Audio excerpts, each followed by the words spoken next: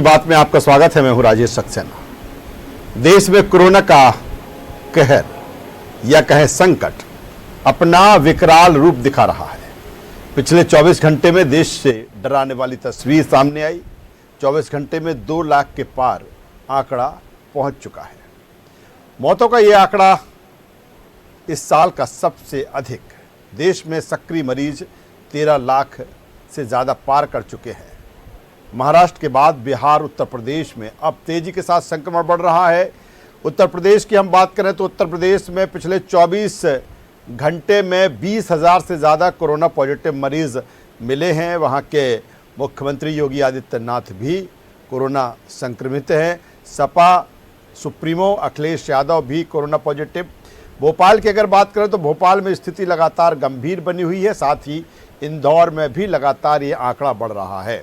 यहाँ अस्पताल फुल हो चुके हैं। सरकार लगातार कोशिश कर रही है स्थिति को संभालने की।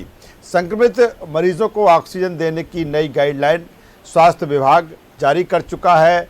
रेमडेसिविर इंजेक्शन को लेकर इंदौर में एक खेप आई है जो अलग अलग जगहों पर पहुंचाई जा रही है और कहीं ना कहीं सरकार की कोशिश है कि इस इंजेक्शन की जो किल्लत है उसको पूरा किया जाए। साथ ही ऑक्सीजन को लेकर भी लगातार मुख्यमंत्री शिवराज सिंह चौहान इस पर काम कर रहे हैं। आखिर बढ़ते कोरोना के बीच लोग कैसे अपने आप को बचा सकते हैं, कैसे अपने आप को ऑब्जर्व कर सकते हैं कि उन्हें कहीं कोरोना तो नहीं। इसके साथ ही तमाम सवाल इस बीमारी को लेकर लोगों के जहन में हैं। आज हम इसी पर बात करेंगे। कुल मिलाकर उद्देश्य यही है, हर रोज़ हम इसी तरह से चर्चा करते हैं कि लोग ऐसे संकट के समय में कहीं ना कहीं खुद अवेयर हो। और जिस तरह से अब कहा जा रहा है कि निश्चित तौर पर हमें अब स्वयं अनुशासन में रहना होगा, हमें स्वयं वो तमाम गाइडलाइन हैं उनका हमें पालन करना होगा। क्योंकि अगर हम बात करें अस्पतालों की बात करें या हम स्वास्थ्य सिस्टम की बात करें तो उसका भी एक आंकड़ा है कि कहां तक वो सरवाइव कर पाएगा।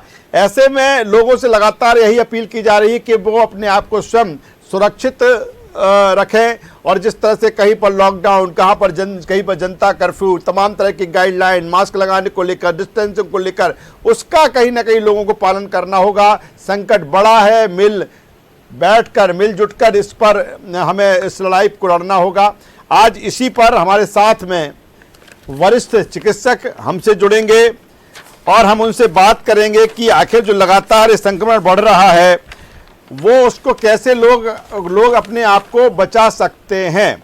डॉक्टर भुवनेश्वर गर्ग साहब वरिष्ठ चिकित्सक हमसे जुड़ेंगे और उनसे हम जानेंगे, जो उनका चिकित्सकीय एक लंबा अनुभव है, हम जानेंगे कि आखिर कैसे लोग अपने आप को बचा सकते हैं, कैसे सुरक्षित रख सकते हैं। एक लंबा अनुभव डॉक्टर भुवनेश्वर गर्ग जी के पास में कंसल्टेंट सर्जन है, राइटर हैं, इनोवेटर हैं। स्वागत करता हूं भुवनेश्वर जी मैं आपका।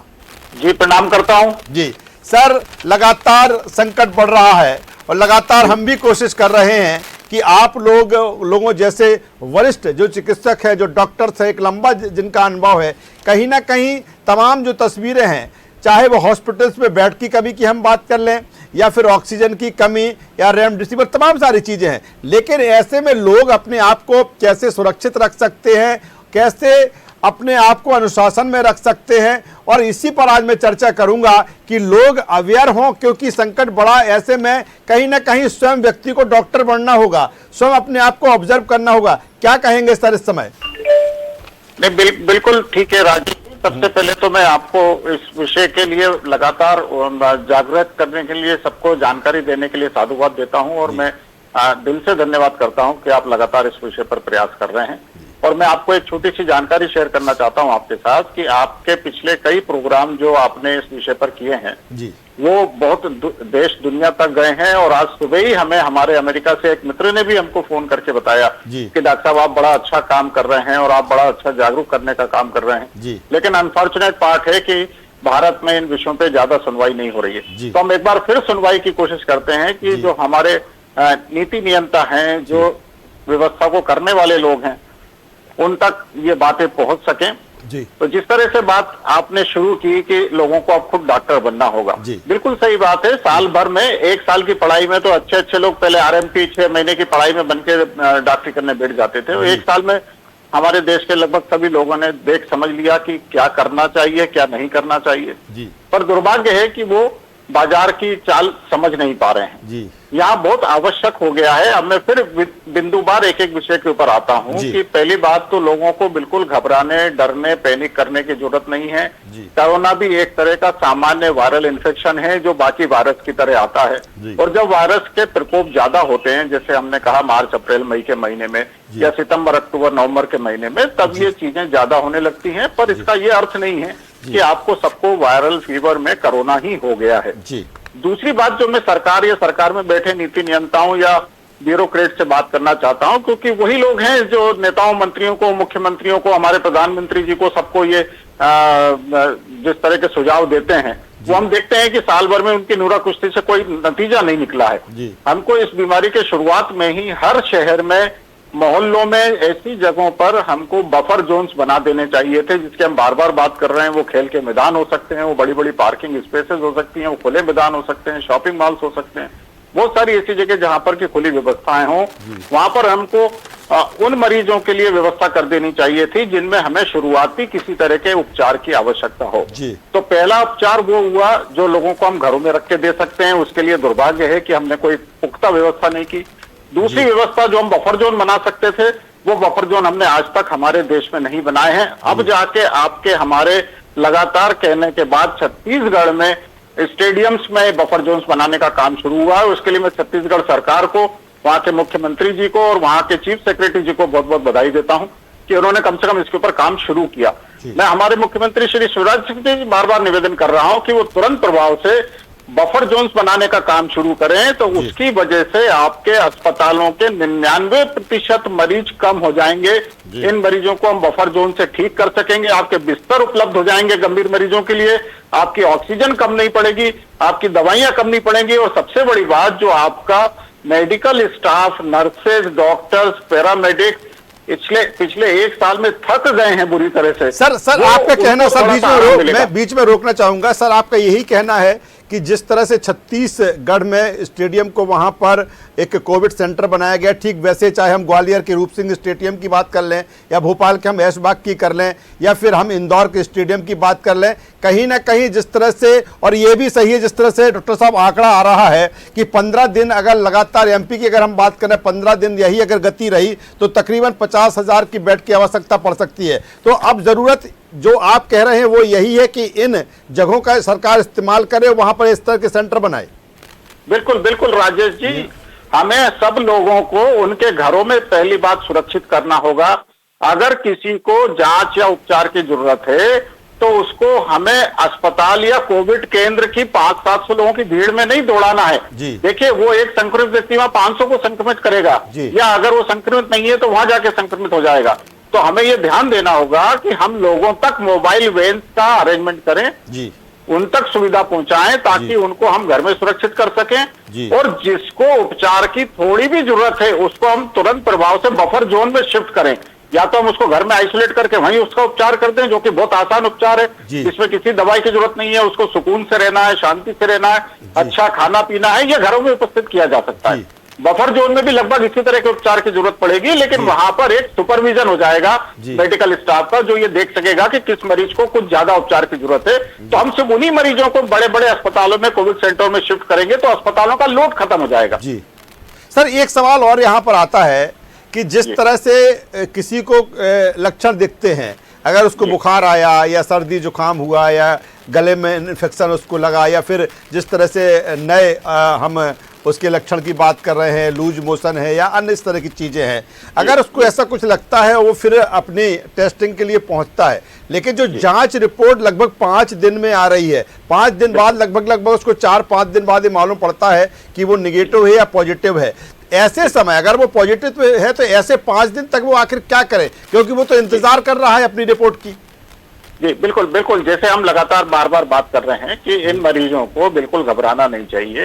इन मरीजों को किसी भी तरह के लक्षण दिखने पर, जिसमें सर्दी जुकाम बुखार हो सकता है, अगर उसको गले में संक्रमण है तो उसको उल्टी दस्त हो सकते हैं अगर उसको आंतों में संक्रमण है जी। तो वो अपने आप को घर में सुरक्षित कर ले, सब लोगों से अलग कर ले, अपने कमरे में जहां पर खुली हवा, रोशनी, सूरज की रोशनी आती हो, धूप आती हो, वहां पर वो अपने आप को बढ़िया सुकून से रखे, अपना संगीत सुनने का काम करे, अपने आप को व्यस्त रखने का काम करे और अपने घर वालों के सुपरविजन में उनको देखते हुए, उनसे दूरी बना के रखते हुए, सारी सुविधाओं का पालन करते हुए अपने आप को सुरक्षित रखे।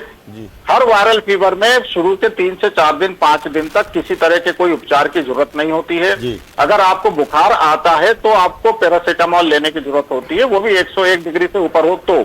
इसके अलावा आपको अच्छा भोजन, गरम गरम पानी, गरम पेय पदार्थ, ये सब लगातार लेते रहना होते हैं। विटामिन डी की गोली आपको हफ्ते में 1 दिन खाना चाहिए। विटामिन सी आप ले सकते हैं, जिंक की गोलियां ले सकते हैं। ये सब सामान्य उपचार हैं जो आज लगभग हर एक एसओपी में, बहुत सारी संस्थाओं के एसओपी, स्टैंडर्ड ऑपरेटिंग प्रोटोकॉल खड़े हो गए जो आपको मिल जाएंगे।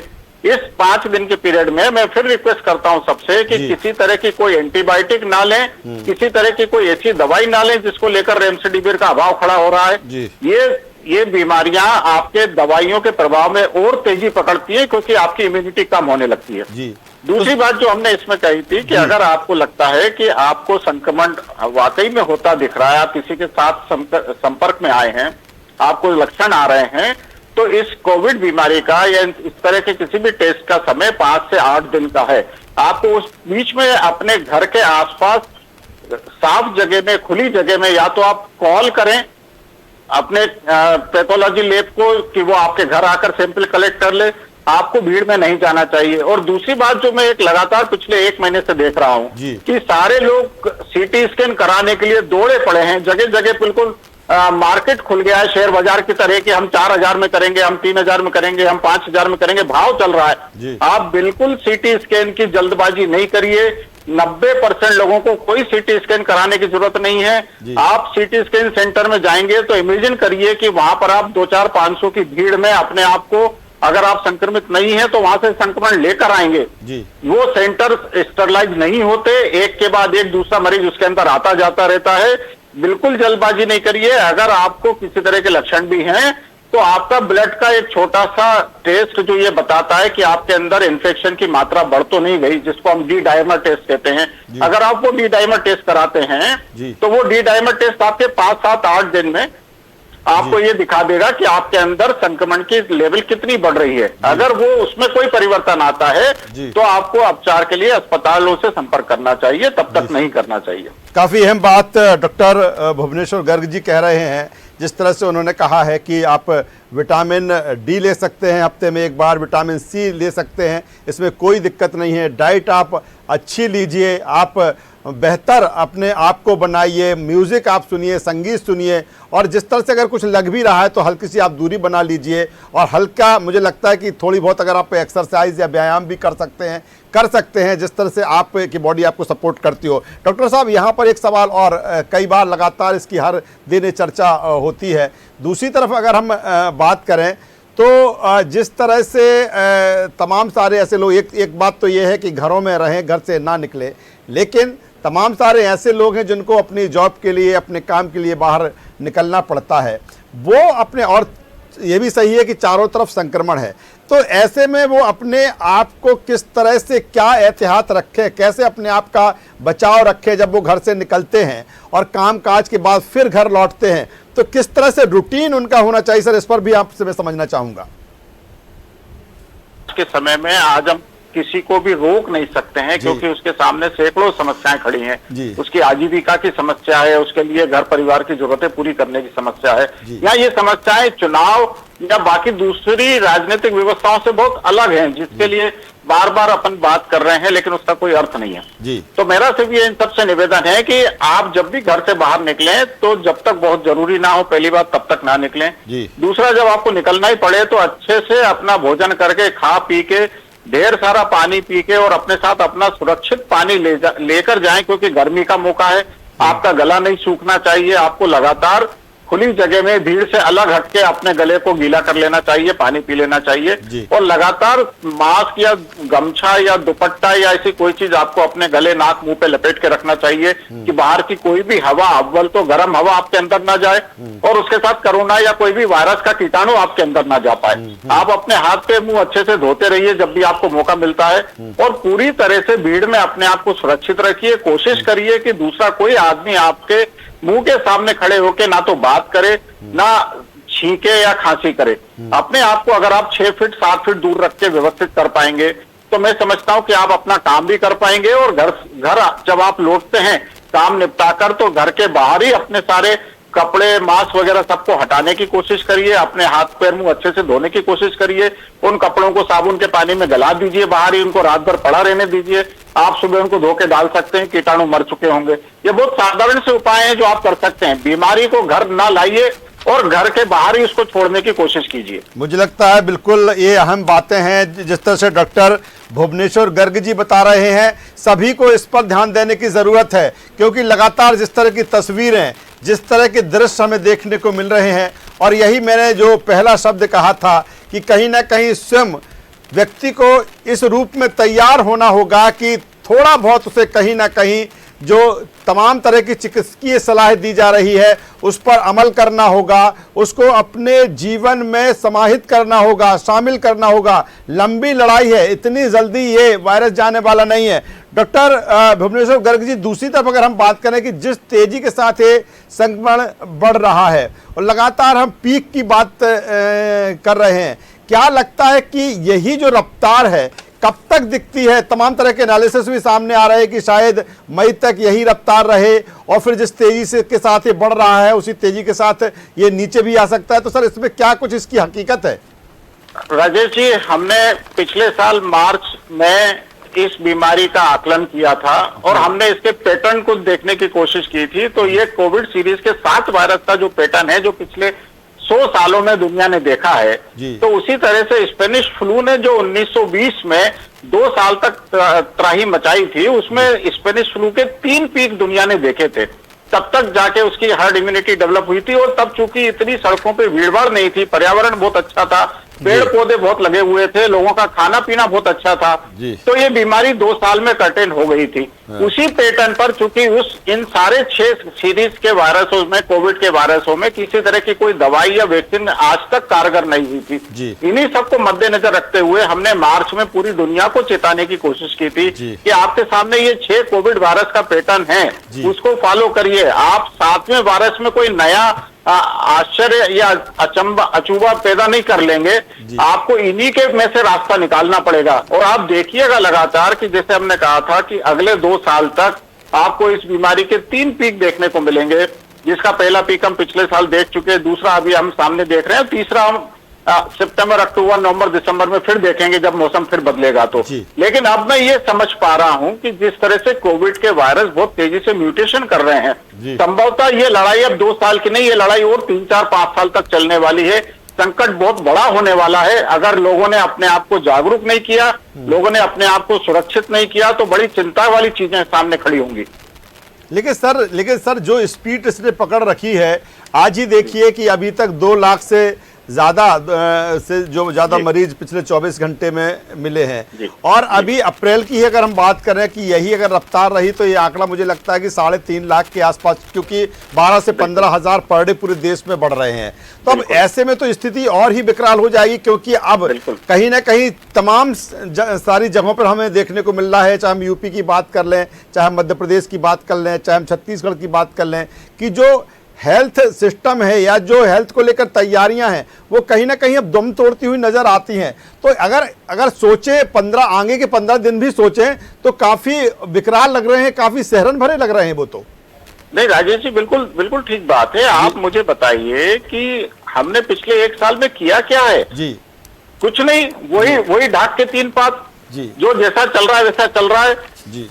और एक तरह के आपदा फंड को लोगों ने अवसर में बदल लिया जी, अस्पतालों ने अवसर में बदल लिया जी, लेकिन पब्लिक का कोई सोचने को तैयार नहीं है। आज हमने मरीजों को व्यवस्थित करने की बात नहीं की जी। मैं आपसे ये पूछना चाहता हूं कि पिछले साल जब पीक आई थी तब यदा एकाध कोई मोहल्ले में पॉजिटिव केस मिलता था। जी।